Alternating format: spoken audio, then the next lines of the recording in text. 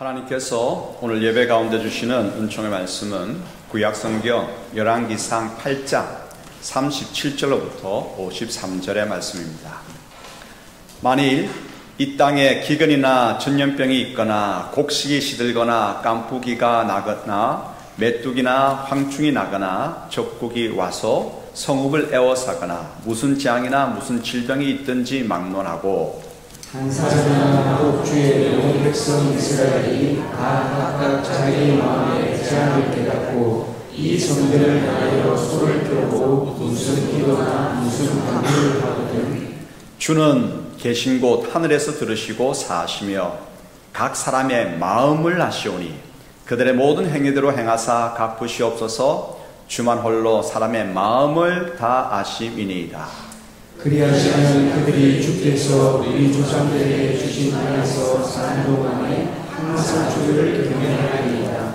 또 주의 백성 이스라엘에 속하지 아니한 자 곧 주의 이름을 위하여 먼 지방에서 온 이방인이라도 그들이 주의 크신 이름과 주의 능한 손과 주의 대신 칼의 소문을 듣고 와서 이 성전을 향하여 기도하거든 주는 계신 곳 하늘에서 들으시고 이방인이 주께 부르짖는 대로 이루사 땅의 만민이 주의 이름을 알고 주의 백성 이스라엘처럼 경외하게 하시오며 또 내가 건축한 이 성전을 주의 이름으로 일컫는 줄을 알게 하옵소서.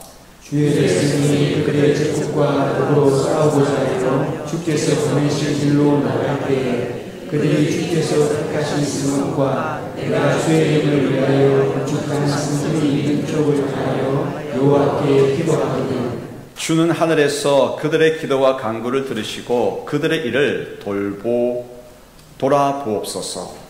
범죄하지 아니한 사람이 없사오니 그들이 주께 범죄함으로 주께서 그들에게 진노하사 그들을 적국에게 넘기시며 적국이 그들을 사로잡아 몽근을 막론하고 적국의 땅으로 끌어간 후에 그들이 사로잡혀 간 땅에서 스스로 깨닫고 그 사로잡은 자의 땅에서 돌이켜 주께 간구하기를 우리가 범죄하여 반역을 행하며 악을 지었나이다 하며 자기를 사로잡아 적국의 땅에서 온 마음과 온 뜻으로 주께 돌아와서 주께서 그들의 조상들에게 주신 땅, 곧 주께서 택하신 성읍과 내가 주의 이름을 위하여 건축한 성전 있는 쪽을 향하여 주께 기도하거든 주는 계신 곳 하늘에서 그들의 기도와 간구를 들으시고 그들의 일을 돌아보시오며 주께 범죄한 백성을 용서하시며 주께 범한 그 모든 허물을 사하시고 그들을 사로잡아 간 자 앞에서 그들로 불쌍히 여김을 얻게 하사 그 사람들로 그들을 불쌍히 여기게 하옵소서. 그들은 주께서 철 풀무 같은 애굽에서 인도하여 내신 주의 백성 주의 소유가 됨이니이다. 원하건대 주는 눈을 들어 종의 간구함과 주의 백성 이스라엘의 간구함을 보시고 주께 부르짖는 대로 들으시옵소서. 주 여호와여 주께서 우리 조상을 애굽에서 인도하여 내실 때에 주의 종 모세를 통하여 말씀하신 같이 주께서 세상 만민 가운데에서 그들을 구별하여 주의 기업으로 삼으셨나이다. 아멘. 오늘 우리가 읽은 열왕기 9절은 솔로몬이 성전 건축을 완성하고 난 뒤에 하나님께 간구하는 기도입니다. 이 기도에는 이스라엘 백성이 이제 완성한 성전에서 기도하면 어떤 어려운 상황에 있든지 이스라엘 백성들을 구원해 주십사 간청하고 있습니다. 솔로몬은 어려운 상황을 7가지로 구체화하고 있습니다. 이러한 구체화된 상황 속에서 성전을 향하여 기도할 때 하나님께서 건져 주십시오 기도하죠. 그런데 단순히 이 솔로몬의 기도에는 어려움에서 건져냄을 받는 것만이 중요한 것이 아니라 아주 중요한 신앙의 요소들이 더 들어 있습니다. 어려움에서 건져냄을 받는 것 중요하죠. 그러나 이거 못지않게 더 중요한 것이 솔로몬의 기도에 담겨 있는데 그것이 뭘까? 그것이 무엇일까? 여기에 초점을 맞추면서 오늘 하나님의 음성을 경청하도록 하십시다. 첫 번째 교훈입니다.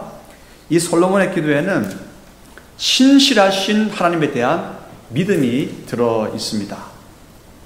솔로몬은 성전을 완공한 후에 이스라엘 백성들을 불러 모으고 지도자들을 불러 모아서 자기 앞에 서게 합니다.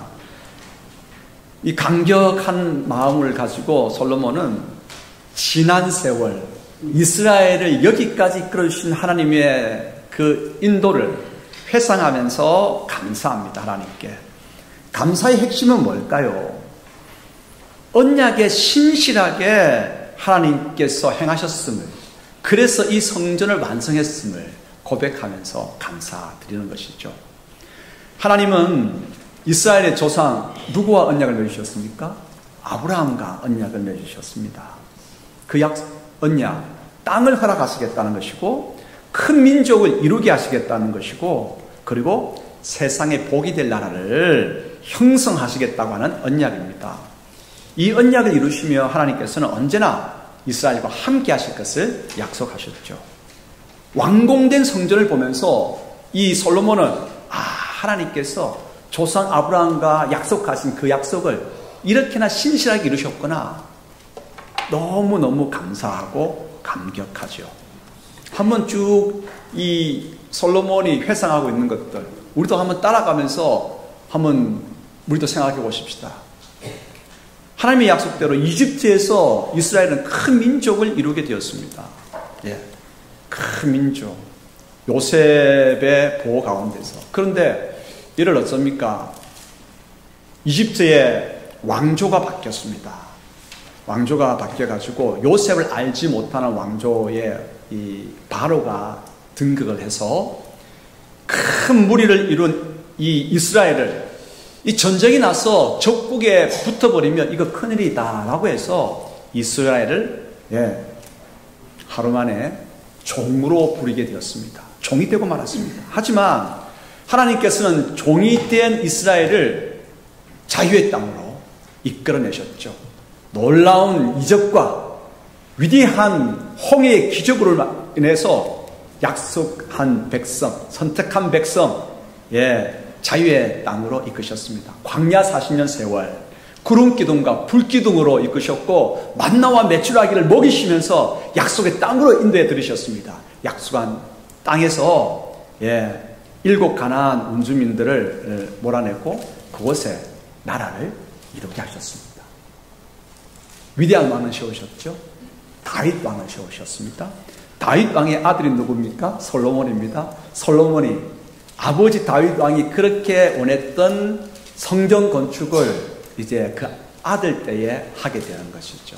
이 성전이라고 하는 것은 하나님께서 이렇게 이스라엘 백성들과 함께 하시고 이스라엘 백성들과 한 약속을 이루신 그 상징이 바로 성전이거든요. 그렇지 않습니까? 하나님께서 이스라엘 백성들을 자유의 땅으로 이끌어 들이시면서 나라를 이루게 하신 그 약속을 온전히 이루신 신실하신 하나님에 대한 상징 성전이거든요. 성전을 보면서 솔로몬은 감격할 수밖에 없는 것이죠. 감격하고 있는 것이거든요. 어찌 감사하지 않을 수 있고 않을 수 있겠습니까? 어떻게 감격하지 않을 수 있겠습니까? 어찌 하나님께서는 신실하다라고 고백하지 않을 수 있겠습니까? 그래서 솔로몬은 하나님께서 손수, 이 성전을 하나님께서 나를 통해서 손수 지으셨습니다 고백하면서 언약대로 이루시는 하나님의 신실하심을, 방금 완성된 이 성전을 보면서 그렇게 고백하고 감사하고 감격하고 회상하면서 이스라엘 백성들에게 들려주고 있는 것입니다. 그렇습니다. 완성된 성전은 아브라함으로부터 시작된, 그리고 숱한 세월 동안 약속대로 이끌어오신 신실하신 하나님의 신실함이 그대로 담겨있는 결정체가 무엇입니까? 성전이거든요. 그래서 신실하신 하나님의 이름이 있는 이 성전을 향하여 기도하며 하나님께서 또 이 약속도 해주셨어요. 내 백성이 내게 기도하며 응답하시겠다. 약속이거든요. 약속대로 하나님께서 성전을 완성시켜 주셨고, 이 성전에서 또 약속을 붙들고 하나님께 기도하면 하나님께서 응답해 주실 것이라고 하는 그러한 이제 기도를 하게 되는 것입니다. 성전에서, 신실함의 결정체인 성전에서, 또한 신실함의 결정체인 성전을 향해서 기도할 때 하나님께서는 그 기도에 응답하여 주십니다.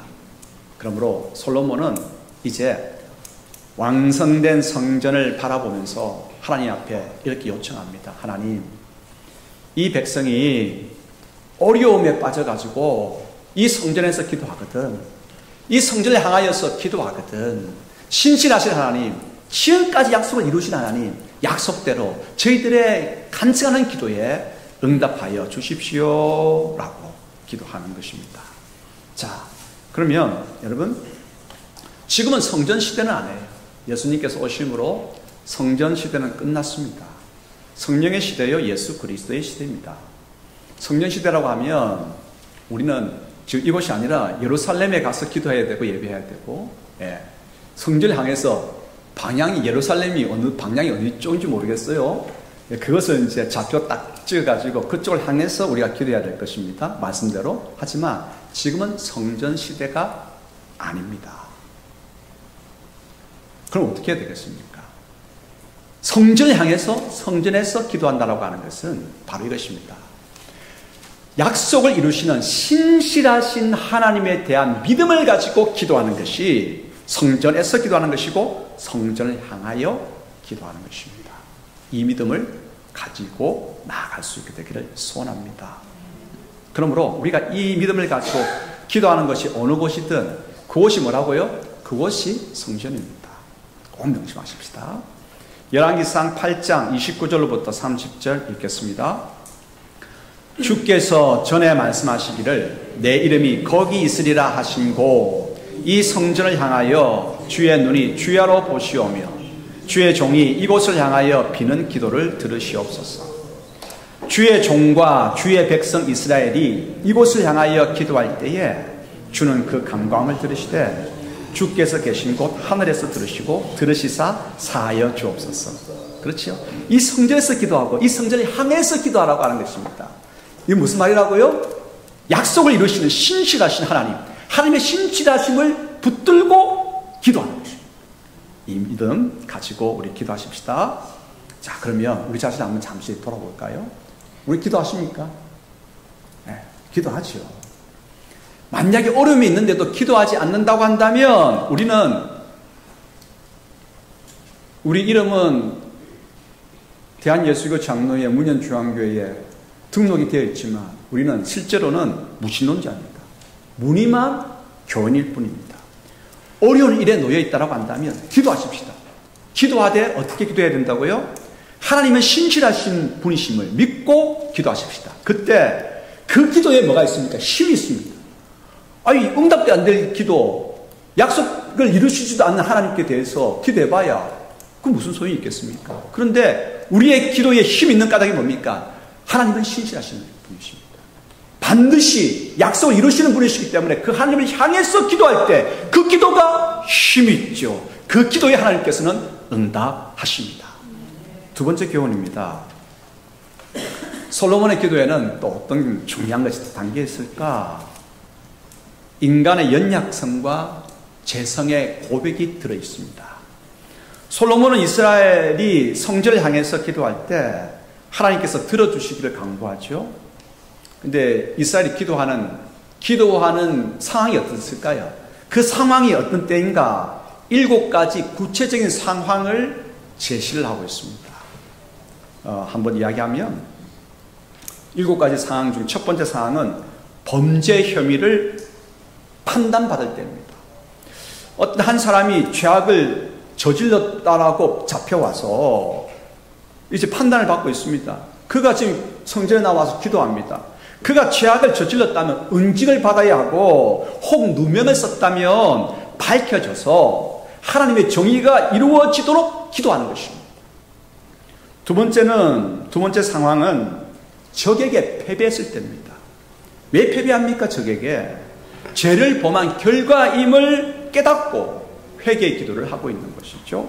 셋째 상황은 죄로 인해서 이스라엘이 죄를 범함으로 비가 내리지 않을 때입니다. 넷째 상황은 죄로 인해서 수많은 자연재해가 일어날 때입니다. 다섯째 상황은 이방인이 기도할 때입니다. 하나님의 명성을 듣고 하나님 다스리는 나라로 왔어요. 그런데 그 당시에도 뭐 지금도 마찬가지지만 터세가 있을 것 아니겠습니까? 터세로 인해서 이방인이 여러 가지 어려움을 당했을 때, 그리고 이방인이 모함을 받았을 때 하나님이 성전에 나와서 기도합니다. 이러한 이방인의 기도를 하나님 들어주십시오라고 하는 것입니다. 다섯째 상황입니다. 여섯째 상황은 적과 싸울 때입니다. 이스라엘이 죄를 범하지 않았음에도 적이 영토를 확장하고자 하는 까닭에 쳐들어 들어올 수가 있죠. 이러한 때입니다. 일곱째는 뭐냐? 죄로 말미암아서 포로로 사로잡혀갈 때입니다. 솔로몬이 앞으로 유다 백성이 포로로 잡혀갈 것을 미리 내다보아서 이 기도를 하고 있는지 그는 모르겠습니다. 하지만 죄로 말미암아 사로잡혀갔을 때, 그때 기도할 때, 이 성전 향해서 기도할 때 하나님 그 기도를 들어주십시오라고 기도하고 있는 것입니다. 자, 여러분, 제가 7가지 사항을 이야기했는데 이 7가지 사항은 사실은 우리가 살아가는 동안 어려움 당하는 모든 일들을 다 아우르고 있어요. 그렇지 않습니까? 다 아우르고 있어요. 얼마 전에 우리가 코로나 사태를 보냈습니다. 자연재해가 있을 때 인간의 허물과 죄로 말미암아서 이러한 자연재해가 왔단 말이죠. 가만히 보면 모든 것들이 인간의 죄로 말미암아서 이렇게 우리가 당한 7가지 상황입니다. 자, 그러면 여러분 7 상황 중에서 죄가 없는 경우에 그럼에도 어려움에 빠진 상황이 있습니다. 몇 개? 2가지 경우였습니다. 나머지 7 상황 중에서 5 상황은 다 뭐냐? 죄를 범하여 어려움이 닥친 경우입니다. 이것이 뭘 의미할까요? 2가지 경우는 이방인이 기도할 때, 그리고 적이 쳐들어왔을 때. 특별한 죄는 없지만 어려움에 빠질 수가 있죠. 나머지는 다 뭡니까? 이스라엘이 죄를 범했을 때입니다. 이스라엘 죄를 범하고 어려움에 빠졌을 때입니다. 왜 7 상황 중에서 5 상황이 죄를 범하여 재앙이 닥쳤음을 이야기할까요? 이건 뭘 의미할까요? 이것은 인간은 참으로 죄인임을 보여주고 있습니다. 인간의 죄성은 끈질기고 사람은 참으로 연약함을 보여주고 있습니다. 조금 더 살펴보십시다. 여러분, 우리는 죄와 싸워야 됩니다. 죄와 싸워서 이겨야 됩니다. 하지만 서너 번 죄와 싸워서 이겼다고 승리한 것이 아닙니다. 우리 안에 있는 죄성은 지독하게 끈질깁니다. 그렇지 않아요? 한두 번 조금 더 쓰십시다. 서너 번 승리했다라고 우리가 계속 승리할 수 있습니까? 아닙니다. 우리 안에 있는 죄성은 너무나 지독하게 끈질깁니다. 우리가 죽을 때까지 우리의 발목을 물고 늘어질 것입니다. 잊지 말아야 합니다. 우리의 죄성은 참으로 지독하게 끈질기다고 하는 사실을 말입니다. 그리고 인간은 강한 듯 보이나 참으로 연약합니다. 내 신경 하나 하나님께서 터지시면 사지를 못 쓰게 됩니다. 우리가 강한 듯 그렇게 막 큰 소리 치지만 상대가 내뱉은 말 한마디에 우리는 절망합니다. 이렇게 연약한 존재가 바로 우리들입니다. 지혜의 왕 솔로몬은 우리가 이런 존재임을 잘 알고 있습니다. 그래서 우리가 범죄할 때, 약하여서 넘어질 때에, 그래서 어려움에 당하고 어려움에 처했을 때에 하나님 그 어려움을 가운데서 우리가 기도하면 하나님 우리를 건져주십시오. 우리는 죄악 가운데 있는 참으로 죄인입니다. 우리는 참으로 연약한 존재입니다. 그래서 이 어리석음과 연약함과 이 죄성을 가지고 우리가 어려움에 빠졌을 때 기도하면, 이 성전을 향하여 기도하면 우리를 건져주십시오 간구하는 것입니다. 자, 열왕기상 8장 46절 같이 읽겠습니다. 범죄하지 아니하는 사람이 없사오니 그들이 주께 범죄함으로 주께서 그들에게 진노하사 그들을 족국에게 넘기시매 족국이 그들을 사로잡아 원군을 막론하고 족국의 땅으로 끌어간 후에 7가지 상황 중에서 마지막 7번째 상황입니다. 범죄하여서 포로로 잡혀가는데 솔로몬이 뭐라고 이야기합니까? 이스라엘 백성들을 전체를 보면서, 아니요, 온 인류를 향해서 뭐라고 이야기합니까? 범죄하지 아니하는 사람이 없사오매. 그렇단 말이죠. 우리의 죄성은 참으로 지독하게 끈질깁니다. 사도 바울도 이야기합니다. 우리 자신에 대해서 로마서 3장 9절 읽겠습니다. 그러면 어떠하냐? 우리는 나으냐? 결코 아니라. 유대인이나 헬라인이나 다 죄 아래에 있다고 우리가 이미 선언하였느니라. 그렇습니다. 인간은 누굽니까? 오늘 솔로몬의 이 기도 가운데에 7가지 어려운 상황에서 건져달라고 하는 이 솔로몬의 기도에는 인간의 죄성을 그대로 들추어내고 있습니다. 우리의 연약성을 그대로 밝히고 있습니다.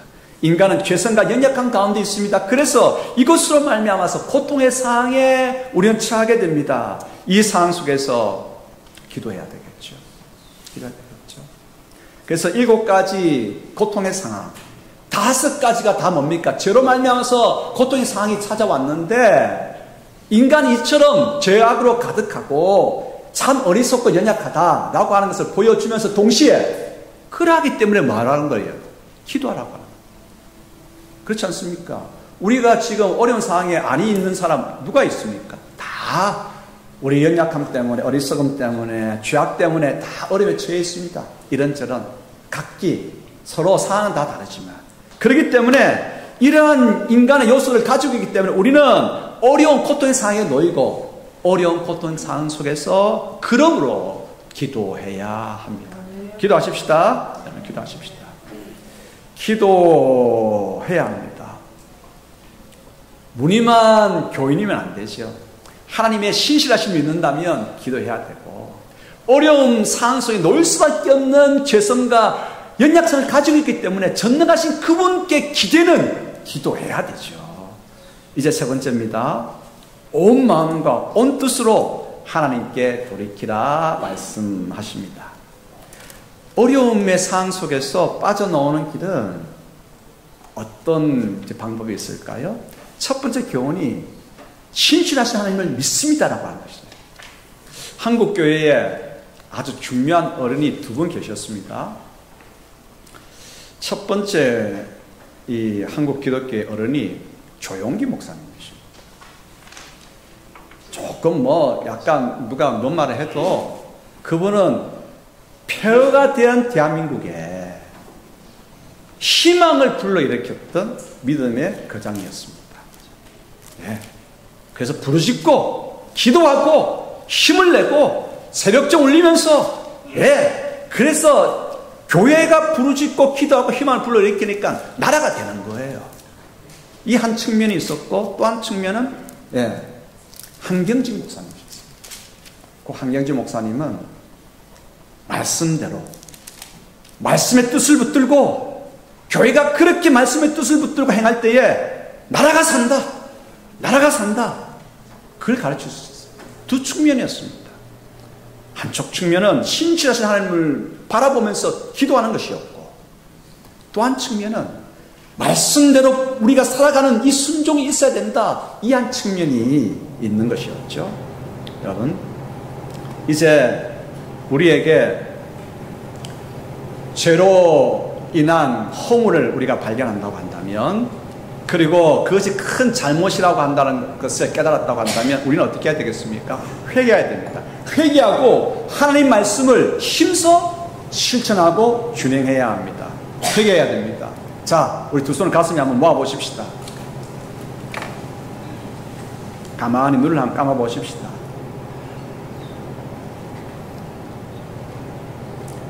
마음이 느껴지십니까? 자, 이제 그러면 눈을 한번 떠보십시다. 마음이 어디 있을까? 많은 사람들이 마음이 어디 있을까? 마음의 위치에 대해서 연구를 많이 했습니다. 마음이 어디 있는지는 모릅니다. 뇌에 있을까요? 머리에 있을까요? 가슴에 있을까요? 어디에 위치한지는 모릅니다. 하지만 마음은 존재합니다. 회개라고 하는 것이 뭔가? 우리가 죄성 가운데 죄 아래 있고 그리고 참으로 연약하기 때문에 하나님을 의지해야 되죠. 잘못된 길로 갑니다. 연약하기 때문에 잘못된 길로 가고 죄성이기 때문에 잘못된 길로 갑니다. 깨달았다고 간다면 회개해야 되죠. 회개는 뭐부터 바꾸는 것일까요? 마음부터 바꾸는 것입니다. 마음이라고 하는 것 참으로 중요합니다. 인간에게는 마음이 있습니다. 다른 그 생명체에게는 호흡은 있다 할지라도 마음은 없어요. 여러분 귀가 마음이 있다고 하는 걸 쥐가 마음이 있다고 하는 거 들어보셨습니까? 마음은 나와 나를 연결하여서 나를 돌아보게 합니다. 사람인 마음이 있기 때문에 바른 마음을 가지면 나 자신을 돌아봅니다. 그래서 돌이키고 더 나은 삶을 향해서 나아가게 만드는 것이죠. 그래서 회개라고 하는 것은 마음을 바꾸는 것입니다. 바른 마음을 가져서 나 자신을 돌아보는 것이죠. 그리고 마음이라고 하는 것은 나와 너를 연결시킵니다. 마음이 없으면 아무리 가까이 옆에 지금 붙어 있어도 마음이 없으면 소통이 안 돼요. 그러나 마음이 있으면 지구 건너편에 있어도 소통하게 되어 있는 것이 마음을 가진 인간입니다. 또 마음이라고 하는 것은 나를 제외한 객체와 나를 연결시키는 또 도구가 됩니다. 여러분 길 가다가 핀 들꽃을 보면서 어떻게 합니까? 잠시 쭈그리고 앉습니다. 쭈그리고 앉아서 그 꽃에게 이렇게 이야기합니다. 참 단아하게 예쁘구나. 그렇게 이야기하면 여러분 들꽃이 나에게도 말을 합니다. 그렇게 말씀해 주시는 당신은 참 아름다운 마음을 가지셨군요 라고 이야기를 합니다. 그렇습니다. 갑자기 주위가 환해집니다. 이처럼 바른 마음을 가지는 것이 회개입니다. 회개는 마음을 변화시키는 것입니다. 그리고 또 회개는 이렇게 말할 수 있습니다. 회개는 우리 마음이 바라보는 방향, 지향을 바꾸는 것입니다. 지금까지는 내 뜻, 내 생각, 내 욕심을 바라보고 지향했다고 한다면 이제는 지향하는 바를 바꿉니다. 하나님의 뜻, 하나님의 생각, 하나님의 자비로 마음을 바꾸는 것입니다. 회개는 마음의 변화 없이 겉 행동만 몇 가지 바꾼다고 해서 충분하지 않죠. 마음이 변화할 때 행동이 바뀝니다. 행동이 바뀌면 그 행동이 쌓여서 우리의 삶이, 인생이 바뀌게 됩니다. 마음에서부터 회개하고, 그래서 회개한 마음을 가지고 있으면 행동이 바뀌게 되어 있어요. 자, 그러면 이제 마음으로부터 회개하고 이제 하나님께서 기뻐하시는 그 말씀대로 순종하는 우리 모두가 되기를 소원합니다. 솔로몬이 기도하는 7가지 상황 중에서 4번째 상황이 자연재해를 당했을 때인데, 이 기도 가운데는 죄를 깨닫고 마음으로부터 죄를 회개하고 하나님의 뜻을 순종하라고 하는 그 마음이라고 하는 단어가 3번 나옵니다. 그만큼 회개는 마음을 바꾸는 것에서 출발한다고 하는 것을 이야기하는 것이죠. 왕상 8장 37절로부터 39절 읽겠습니다. 만일 이 땅에 기근이나 전염병이 있거나 곡식이 시들거나 깐부기가 나거나 메뚜기나 황충이 나거나 적국이 와서 성읍을 에워싸거나 무슨 재앙이나 무슨 질병이 있든지 막론하고 한 사람이나 혹 주의 온 백성 이스라엘이 다 각각 자기의 마음의 재앙을 깨닫고 이 성전을 향하여 손을 펴고 무슨 기도나 무슨 강구를 하거든 주는 계신 곳 하늘에서 들으시고 사시며 각 사람의 마음을 아시오니 그들의 모든 행위대로 행하사 갚으시옵소서. 주만 홀로 사람의 마음을 아시나이다. 다 아시나이다. 할렐루야. 그렇습니다. 하나님 마음을 아십니다. 우리가 회개한다고 하면서 마음이 바뀌지 아니하면 행동할 수 없고 하나님의 뜻을 준행할 수 없고 준행하지 못하는 까닭이 뭡니까? 마음이 안 바뀌기 때문이거든요. 마음 바뀌면 하나님께서 아십니다. 바뀐 마음을 아시고 하나님께서 응답하여 주십니다. 성전에서 기도하는 그 모든 기도에 하나님께서 응답하여 주십니다. 그러므로 이제 마음을 돌이키십시다. 회개하십시다. 그리고 우리의 마음에 하나님의 생각으로 하나님의 뜻으로 가득히 채우십시다. 마음을 돌이킨 사람은 하나님의 뜻에 우리 뜻을 맞추기 마련입니다. 그 말씀에 순종하기를 다짐하고 그 말씀으로 우리의 모든 걸음을 삼가게 되어 있습니다. 이제 열왕기상 8장 25절 읽겠습니다. 다윗에게 말씀하시기를 내 자손이 자기 길을 삼가서 내가 내 앞에서 행한 것 같이 내 앞에서 행하기만 하면 내게서 나서 이스라엘의 왕위에 앉을 사람이 내 앞에서 끊어지지 아니하리라. 이스라엘의 왕조가 계속 이어지는 하나님의 복을 받는, 응답을 받는 놀라운 이제 비결이 뭔지 아십니까? 회개하는 것입니다. 마음으로 회개하고 마음으로 회개하니까 하나님의 말씀을 순종하는 것이죠. 순종하려고 하는 그 자세를 가지고 모든 걸음을, 발걸음을 삼가는 것입니다. 말씀대로 살겠다. 삼가는 것이거든요. 자, 이제 신앙의 두 측면을 다시 한번 생각해 보십시다. 한쪽 측면은 기도할 때 약속대로 신실하게 응답하시는 신실하심을, 하나님의 신실하심을 붙드는 것입니다. 이 믿음이 있어야 됩니다. 동시에 말씀에 따라 순종하겠다라고 하는 우리의 순종이, 다짐이 있어야 됩니다. 이 믿음과 순종, 이 두 측면을 놓쳐버리면 안 됩니다. 하나만 붙들어 안 됩니다. 하나만 붙들면 수레바퀴에 한쪽 바퀴가 없는 쪽으로 어떻게 됩니까? 넘어지게 되어 있습니다. 그러므로 신앙생활이라고 하는 이 수레바퀴의 두 측면 꼭 붙들어야 됩니다. 신실하신 하나님을 붙드십시다. 기도할 때, 예배할 때. 또한 우리가 기도하면서 예배하면서 다짐해야 됩니다. 하나님의 말씀 따라 순종하며 살겠습니다. 다짐해야 됩니다. 그러므로 한국 교회가 잘해온 것이 있습니다. 그건 뭡니까? 주님 믿습니다는 겁니다. 이 잘해왔어요. 그것만으로 되지 않습니다. 신실하신 하나님을 믿는다고 한다면 또 한 측면은 뭡니까? 회개하고 하나님의 말씀 따라 하나님의 말씀을 저버렸고 그것을 거역했기 때문에 어려움이 왔습니다. 회개합니다. 마음을 바꿉니다. 용서해 주십시오. 이제 말씀을 따라 살겠습니다. 말씀을 순종하고자 하는 이 순종의 마음을 가져야 됩니다. 믿음과 순종의 마음을 가지는 것이 뭡니까? 성전에서 기도하는 것이고 성전을 향하여 기도하는 것입니다. 이 두 측면을 가지고 기도하는 그곳이 뭡니까? 바로 성전입니다. 자, 그러면 제가 또 한 가지 성전을 이야기하겠습니다. 또 한 가지 성전이 뭐겠습니까? 한 곳을 읽어볼까요? 요한복음 2장 19절로부터 21절 읽겠습니다. 예수께서 대답하여 이르시되 너희가 이 성전을 헐라 내가 사흘 동안에 일으키리라. 유대인들이 이르되 이 성전은 46년 동안의 지었건을 내가 3일 동안에 일으키겠느냐 하더라. 그러나 예수는 성전된 자기 육체를 가리켜 말씀하신 것이라. 성전이 어디라고요? 예수 그리스도가 성전입니다. 오늘 성령님께서 내 마음에 계실 때 내가 있는 곳이 성전이고 예수님 이름을 붙든 곳이 성전입니다. 그러므로 여러분 우리가 기도할 때 맨 마지막에 누구 이름으로 기도합니까? 예수님 이름으로 기도하거든요. 예수님 이름으로 기도한다. 우리가 배워서 늘 해왔기 때문에 그냥 습관화되어서 예수님 이름으로 기도합니다 하는 것이 아니라 이제부터는 예수님 이름으로 기도한다. 신실하신 하나님, 그 하나님을 붙드는 믿음이 있어야 되고 약속의 말씀을 붙들고 내가 순종하며 나아가겠다. 이 두 측면을 가지고 기도하는 것입니다. 예수님께서 오늘 하나님의 뜻대로 십자가에 죽으셨지 않습니까?